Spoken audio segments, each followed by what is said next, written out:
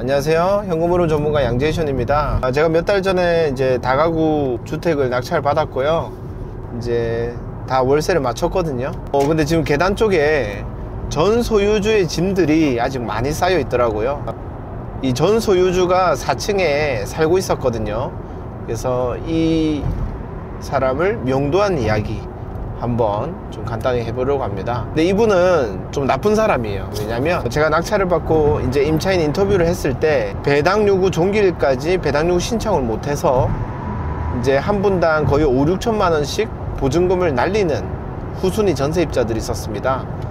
이분들에게 왜 배당 요구 종기일 이전까지 배당 요구 신청을 안 했냐, 충분히 배당을 받을 수 있는 확정일자였는데도 불구하고, 그랬더니 이 전 소유주가 이 경매를 자기는 이제 취하시킬 거기 때문에 아무 걱정하지 마라, 이제 이런 얘기를 들었던 거예요. 그래서 이제 법원에서 오는 우편물을 뜯지도 않고 아무 문제 없이 살았더니 이제 일이 이렇게 돼버리고 보증금을 다 날리게 된 이런 일이었습니다. 재판 서류 보니까 이제 배당 요구 종기를 연기해 달라는 이런 요청들도 다 들어가 있더라고요. 근데 법원에서는 사실 그거를 잘 연기를 잘 안 해주거든요. 왜냐하면 배당 요구 종기를 연기를 하면 또 다른 임차인들이 반대로 돈을 못 받게 되는 이런 상황들이 발생하기 때문인데요. 그래서 저는 이 전 소유주가 나쁘다, 왜? 문제 없다고 얘기를 해야 나중에 낙찰자가 나타날 때까지 계속해서 월세랑 관리비를 받을 수 있기 때문에 이제 그렇게 얘기를 하는 거예요. 그래서 저는 나쁜 사람이다, 이 얘기를 하는 거고요. 당연히 끝판대장답게 이 402호에 살고 있는 이 전 소유주를 명도하는 게 쉽지는 않았습니다. 처음에 낙찰을 받고 가서 이제 모든 12세대에 포스트잇을 붙였죠. 낙찰받은 사람이니 연락을 달라, 같이 이제 이렇게 앞으로를 협의해보자. 다른 임차인분들은 다 연락이 오는데 딱 끝판대장 전 소유주만 연락이 안 오더라고요. 어쩔 수 없이 이제 다른 임차인들은 다 명도를 했고 인테리어도 이제 들어갔습니다. 결국 이제 인테리어 들어갈 때까지 계속 연락이 오지 않고 살고 있는지 안 살고 있는지도 모르겠더라고요. 그래서 저는 이제 내심 강제 집행을 해야겠다, 그렇게 생각하고 있었어요.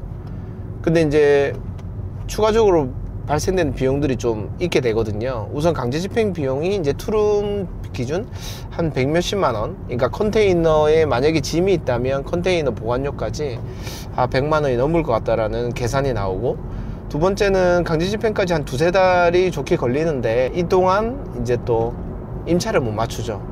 그것도 저한테는 상대적으로 손실이라는 생각이 들고, 세 번째가 좀 스트레스 받았던 게 인테리어를 12개 호실을 한 방에 다 해야 이제 비용이 싼데 나중에 이 호실만 인테리어를 따로 하게 되면 또 추가 비용이 많이 들어가고, 저는 이제 이번에 에어컨도 12호실을 새로 다 넣었는데 에어컨도 따로 하게 되면 또 인건비가 붙죠. 그렇게 되면서 인테리어를 따로 함으로써 드는 비용이 무려 한 100만 원 정도 환산이 되더라고요. 또 임차를 못 맞추는 비용, 또 그게 한 호실에 한 5~60만 원 하니까 월세가 한 200~300 정도는 제가 피해를 본다는 느낌이 들더라고요. 그래도 문을 함부로 열면 안 되니까 그냥 가만히 있었습니다. 그런데 이제 403호 임차인한테 얘기를 들어보니까 한 번씩 불이 켜진대요. 예, 그래서 살고 있구나, 나갈 생각이 없구나, 강제 집행해야겠다, 이렇게 이제 알고 있었는데, 계단에 여러 가지 세탁기랑 냉장고 이런 것들이 다 꺼내져 있으니까 이제 저한테 연락이 오더라고요. 연락이 와서 하는 얘기가 자기는 지금 사업을 다 망했고 지금 남은 게 아무것도 없는 사람이다. 그래서 자기는 이 집에서 죽으려고 했다, 이런 얘기를 하면서 저한테 약간 압박을 넣는 이야기를 시작하고요. 필요한 게 뭐고 혹시 나한테 요구할 게 있느냐, 이렇게 얘기를 하니까 이제 세탁기나 냉장고가 좀 새 것들도 몇 개 있었거든요. 그래서 저한테 자기 엄마 소유의 세탁기와 냉장고들이 꺼내져 있는 걸 봤다, 자기 거다, 이렇게 주장을 하더라고요. 여러분, 그 다가구를 낙찰 받았을 때 안에 있는 옵션 가전들은 누구 걸까요? 우선은 보수적으로 봤을 때는 그건 전 소유주께 맞긴 합니다. 그 짐들은 부동산이 아니니까요. 하지만은 제가 거기에 끌려다닐 필요는 없고요.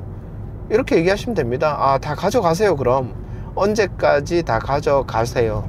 저는 이제 한 단계 더 가서 이제 버려야 되는 옛날 세탁기들도 많았거든요. 대신 이 짐들도 다 너 거라 주장을 하는 거기 때문에 너가 다 폐기 처리해라, 안 들고 가면 나의 인테리어 공사에 피해를 주는 것으로 간주하겠다, 손해배상까지 하겠다, 이렇게 이제 저도 얘기를 하니까 또 그분도 뭔가 멈칫하더라고요. 그래서 가전 이야기는 다음에 하시죠, 이렇게 얘기하고, 두 번째로 저한테 요구하는 거는 한 2달 정도를 더 살고 싶다, 이렇게 얘기하더라고요. 이미 전화가 온 시점이 소유권 이전으로부터 1달 반 정도는 이미 살고 있는 상황이었거든요. 그래서 제가 얘기를 했죠. 당신은 지금 무단으로 1달 반을 살았다.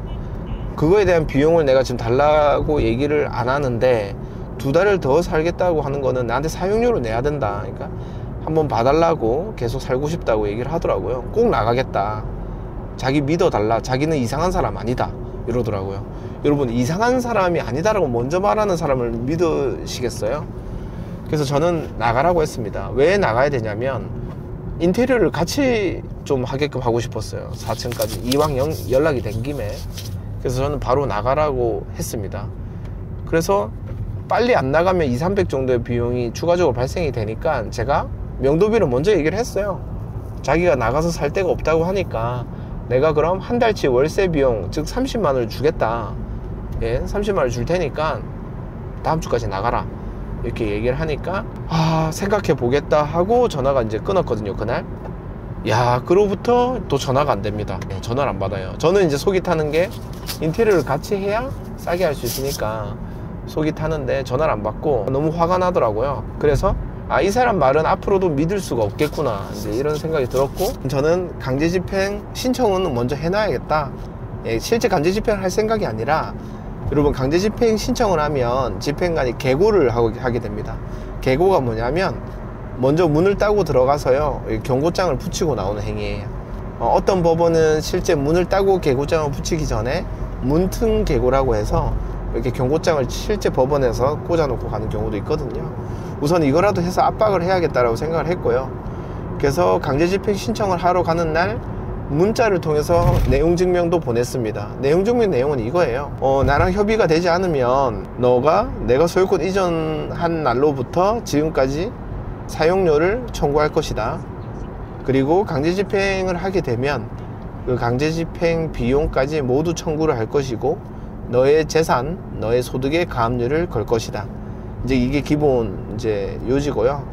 이제 그 다음에는 또 이런 경매에 넘어온 집에 무단 점유를 하는 거는 형사소송의 대상이 될 수 있다, 이런 이제 좀 위협적인 문구들을 넣는 거예요. 그렇게 해서 원만한 협의가 이루어지면 이 모든 거를 풀겠다, 이런 식으로 내용증명을 보내고 강제집행 신청까지 했습니다. 법원에 가서.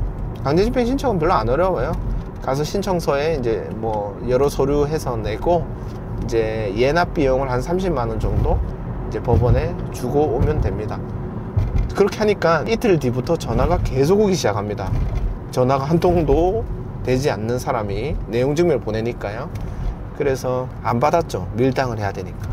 그래서 그 다음날 이제 받았더니, 사람이 살고 죽는 문제인데 강제집행은 안 됩니다. 저도 얘기를 했죠. 좀 저도 피해가 되는 상황에서 저도 저라고 별 수 있겠느냐, 연락이 안 되는데 나는 어떻게 해야 되냐, 선생님 말을 난 이제 믿지 못하겠다 얘기하니까 한 번만 좀 봐달라, 진짜 나가겠다, 그렇게 했죠. 제가 이 사람을 강제집행 해버리면 또 돈이 나가잖아요. 그럼 저도 귀찮아요. 그래서 제가 20만 원을 더 얹어주겠다, 이사비용까지, 용달차 부르는 비용까지 해서 50만 원을 줄 테니까 무조건 이번 주까지 나가라, 이렇게 얘기하니까 50만 원 알겠다, 진짜 나가겠다 해서 그 주 주말에 나갔습니다. 근데 이제 계난에 자기 소유의 짐들이 많았거든요. 그 짐까지는 자기가 못 들고 간대요. 그래서 시간을 좀 달래요. 그래서 5월까지는 꼭 빼겠다 해서 제가 이제 50만 원을 줬고요. 이제 이사를 나갔고, 그 투룸은 무려 60만 원에 월세가 잘 맞춰졌습니다. 근데 아니나 다를까 역시 믿으면 안 돼요. 짐을 뺀다고 해놓고 또 연락이 안 되는 겁니다. 물론 내부 짐은 다 빼서 안전하게 임차를 맞춰서 저희 수익률에는 문제가 없지만 4층에 계속 짐이 있으면 제 눈에도 거슬리거든요. 근데 계속해서 전화를 안 받아요. 그래서 저는 이제 또 압박을 넣을 겁니다. 내용증명을 보내고 짐을 안 빼면 내가 다 처리를 할 거다, 폐기 처리를 할 거라고 또 내용증명을 또 보내야죠. 이런 식으로 또 처리를 하면 될 것 같아요. 그래서 여러분, 너무 이런 명도나 이런 것들 너무 긴장하지 마시고 사람 사는 이야기고 어떻게든 다 해결되는 거니까 걱정하지 마시고 같이 또 재미있게 투자해 보시죠. 예, 오늘은 여기까지 제 투자 경험담 말씀드려 보겠습니다. 여러분 영상 보신 김에 구독과 좋아요 뿌잉뿌잉. You can do it. Nice.